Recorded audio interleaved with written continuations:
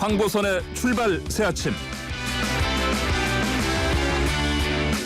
네, 출발 새아침 8시도 따끈따끈한 뉴스 이슈와 함께 끌고 가겠습니다. 국민의힘에서는 오늘 오전 당 대선 예비후보 11명을 8명으로 줄이는 1차 컷오프 결과를 발표합니다. 1차 컷오프 결과가 나오면 본격적인 당내 경선에 돌입하게 되는데요. 윤석열의 사주다, 박지원의 공작이다, 여야가 치받고 있는 이 고발 사주 의혹에 대해서 요즘 지지율 상승세를 보이고 있는 홍준표 후보 캠프의 인사도 연관됐다라는 얘기가 나왔습니다. 굉장히 여러 가지로 복잡한 상황인데요. 국민의힘 홍준표 후보 캠프의 여명 대변인 연결해서 입장 들어보겠습니다. 안녕하십니까? 네, 안녕하세요. 네, 자, 이 고발 사주 의혹 일파만파 정치권을 뒤덮고 있습니다. 지금 국민의힘에서는 박지원 게이트 의혹이라고 강력하게 주장하고 있는 와중에 윤석열 캠프 측에서 이 자리에 동성한 성명불상의 1인이 있다라며 고발을 했습니다. 그분이 홍준표 캠프 측 인사 아니냐 이런 얘기거든요. 지금 굉장히 여러 가지 얘기가 나왔습니다만 어떤 입장을 정리하고 계십니까? 우선 여러 기자님들께서 말씀해 주시는 것 종합해 볼 때 네. 윤석열 캠프 측 핵심 국회의원 두 분께서 그 두 분의 입에서 파생된 것으로 알고 있습니다. 네네. 처음에는 터무니없는 이야기라서 사실 무근이다라고 팩트 확인만 해드리고 이 사안 자체에 관심을 두지 않았습니다. 네. 특히 처음 캠프에서 지목되고 있는 해당 분은 제보자 이름이 처음 나왔을 때 이 조상훈이라는 사람이 누구냐, 아는 바가 있냐, 혹시 우리 캠프에 조직에 닿아 있는 사람이 있냐 하고 조회까지 해보고 그 다음부터 신경을 안 쓸 정도였습니다. 네. 신경을 안 쓰고 있음에도 불구하고 이런 얘기가 나오는 것 아마 또 당내에서도 지금 이제 경선 상황이기 때문에 더더욱이 그럴 텐데 홍준표 후보께서도 아주 강력하게 발언하셨어요. 뭐 패가망신 이런 평가까지 쓰셨는데 어떻습니까? 예. 사실 언론에 보도된 것과 다르게 크게 대수롭게 생각하지는 않고 있습니다. 왜냐하면 일말의 연결고리도 없기 때문에. 네네. 하지만 지속적으로 그러한 질문들도 나오고 의혹 보도가 있기 때문에 그 페이스북에 경고성 멘트를 하신 것입니다. 네, 경고성 멘트로 SNS도 지금 얘기를 하셨고 따로 계속 이런 이슈를 어쨌든 선거 과정에서는 계속 공방 혹은 네거티브가 있을 수도 있는데 별다른 공식 대응 혹은 뭐 법적 조치 이런 것까지 갈 수 있나요? 어떤 정도 수위로 대응을 좀 대비하고 계시나요? 우선 저희 캠프는 캠프 차원에서 대응할 일도 아닐 만큼 터무니가 없다는 것이 이게 일관적인 입장이고요. 특히 저희 캠프에서는 이 당 전체를 생각했을 때 그저 이 고발 사주권이 당사자 해명이 빨리 돼서 국민들이 보시기에 조금 더 정상적인 경선 국면으로 빨리 돌입했으면 하는 마음으로 지켜볼 뿐입니다. 예, 대응 가치도 없다. 정상적인 경선 국면이 갈 수 있도록 좀 빨리 마무리되고 진실이 밝혀지면 좋겠다. 이런 공식적 입장이라고 하셨고요. 자, 이런 일에 대해서 사실은 이 당으로 놓고 보면 참 악재고 또 조금 조심스러운 편입니다만 홍준표 후보는 지금 상승세를 타고 있으니까 가장 지지율을 많이 받고 있는 이 윤석열 후보 캠프 측에서 생긴 문제이기 때문에 바라보는 시선이 남다를 것 같은데 윤석열 개인의 일이라고 선을 그은 발언에 대해서도 당내에서 의견이 분분해요. 여기에 대해서 어떤 메시지 준비하고 계시나요? 우선 원희룡 후보가 다른 후보의 기회를 내 기회라고 생각하면 안 된다. 라는 식의 말씀을 하셨고 또 그 최재형 캠프 측 정무특보였나요? 그분께서 언론특보에서 정권 교체에 대한 배신 행위다라는 발언들을 하셨는데 사실 당이 가장 큰 위기가 바로 탄핵 국면 아니었겠습니까? 그 시기에 당을 버리고 저 혼자 깨끗한 양 당 밖으로 나가 계셨던 분들 그리고 또 이 정권의 햇빛 아래에 있다가 역시 이 당으로 전향해온 분들이 하실 말씀들은 저는 아니라고 보고 있고요. 또한 당이 지금 고발사주 의혹 첫 제기 시점부터 또 이제는 제보자 조성은 씨의 입만 바라보고 있는 중앙 정치권의 이러한 현실인데 당 자체가 말려 들어가고 있는 형국입니다. 이게 국민 보시기에 지금 얼마나 한심해 보이고 또 울분이 터지시겠습니까? 당으로 이 문제를 끌어오지 말아야 한다는 후보자의 말씀은 당의 어른으로서 당연히 해야 할 말씀이라고 또 보고요. 또한 저희는요. 윤석열 캠프에서 저희 캠프 관계자를 허위 네. 적시하는 것 자체가 네네. 어떻게 보면 수준 낮은 정치 공작이라고 보고 있습니다. 좀 저 같은 경우에는 정치 후배로서 네. 부끄러운 마음뿐입니다. 네, 정치 후배로서도 부끄럽다. 원로에 네. 또 좀 진심을 알아달라 이런 말씀을 해주셨는데 예. 지금 이제 오늘 이제 컷오프 1차 컷오프가 발표되잖아요. 이 와중에 또 어제는 윤석열 전 총장의 장모 사건 관련 대응 문건이 대검에서 나왔다. 이런 또 보도와 의혹이 제기됐습니다. 연이어 이제 윤석열 총장을 향한 여러 가지 의혹들이 일파만파 터지고 있습니다. 앞서 말씀하셨지만 당내에서는 굉장히 곤혹스러운 당의 위기 혹은 리스크이기도 하지만 또 홍준표 후보께서는 뭔가 말씀하실 게 있지 않을까 이런 생각도 드는데요. 아무리 경쟁자이긴 하지만 어쨌든 같은 국민의힘 후보입니다. 네. 그래서 후보자 개인의 비리 의혹 제기나 그로 인한 곤혹을 겪는 것들을 결코 우리가 반사 이익을 보고 있다라고 생각한 바도 없고요. 네네.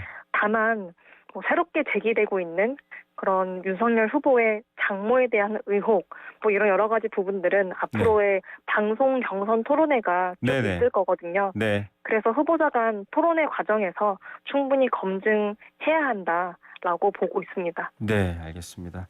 자, 이 타방송사에서도 지금 이 회동에 홍준표 캠프에 속해 있는 분이 참석하지는 않았다. 본인이 직접 그렇게 말씀도 하셨다고 하고요.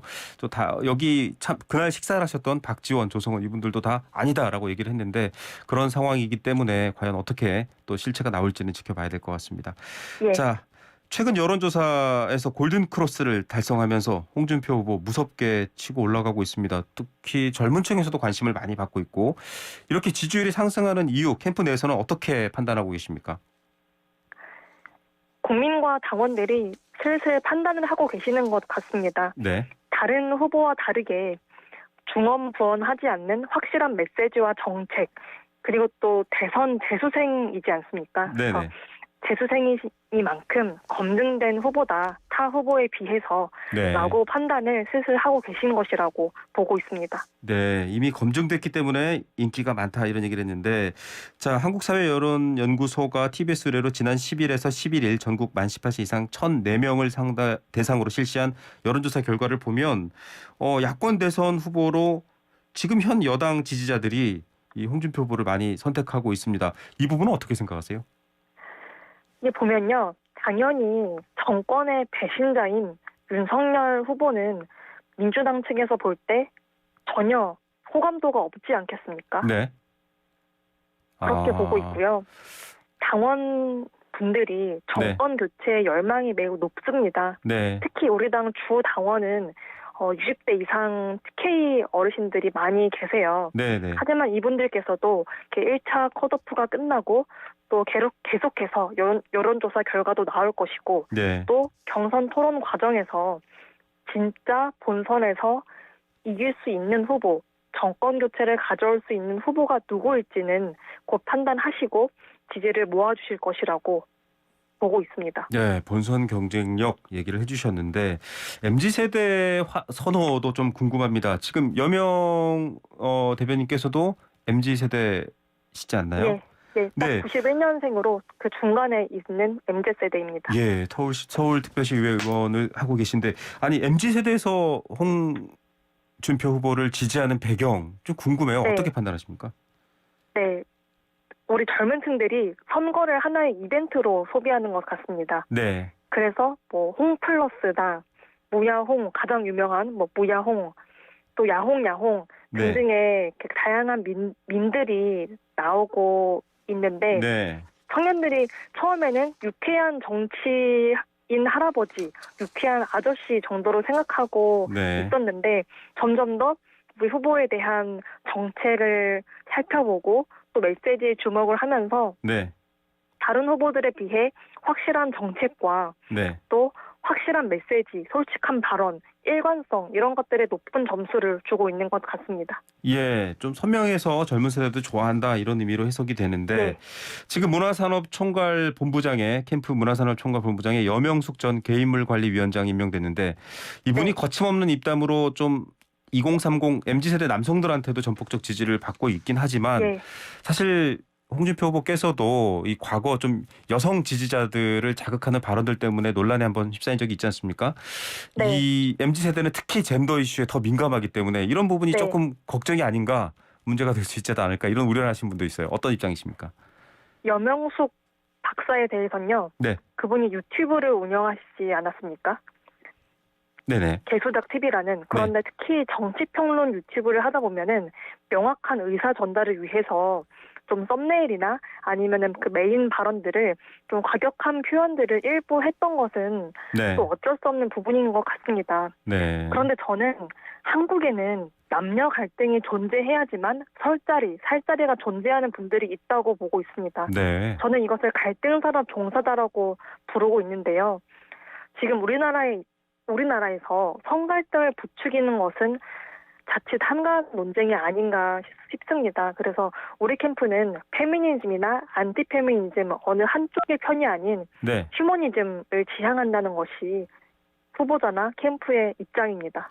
예, 사실 캠프의 이 대변인으로서 여명 의원께서도 여러 얘기를 전달하셔야 되는데 앞서 말씀해 주셨지만 홍준표 후보 이미 한번 나왔다, 대선에 나왔었고 또 선명하다라는 게 장점이긴 합니다만 앞서 말씀하셨다시피 그러다 보면 또 센 발언들이나 명확한 발언들이 논란이 될 수 있거든요. 조금 뭐랄까요, 자중하면서 좀 말조심을 하는 게 나을지 아니면 더 선명성 경쟁을 나설지 그런 전략에 대해서 내부 고민이 많으실 것 같은데요. 예전에 논란이 되었던 그런 막말이라고 프레임 당한 그런 언어들이 있잖아요. 네네. 사실 2018년 자유한국당 대표를 하시던 시기에는 그때 저희 지지세가 매우 낮았습니다. 그래서 그 무너진 조직과 무너진 당원들을 다시 합하기 위해 아무래도 강한 발언들 위주로 갈 수밖에 없었는데 지금 선거에 임하면서는 후보자 자체도 막말이라고 프레임 씌워질 그런 용어들을 매우 조심하게 선정하고 있고 또 지금 중도 확장성을 넓혀가고 있지 않습니까? 네. 그래서 충분히 조심하는 발언들이 나오고 있습니다. 그리고 이게 정치적 선명성과는 사실 또 다른 차원의 문제인데요. 홍준표 후보가 솔직한 보수, 솔직한 정치인인 거지 그게 강성이나 막말로 프레임되는 일은 좀 없었으면 좋겠다는 그런 것이 저희의 간절한 입장입니다. 예, 알겠습니다. 그리고 대통령 취임하는 날 이명박 박근혜 전 대통령 사면하겠다.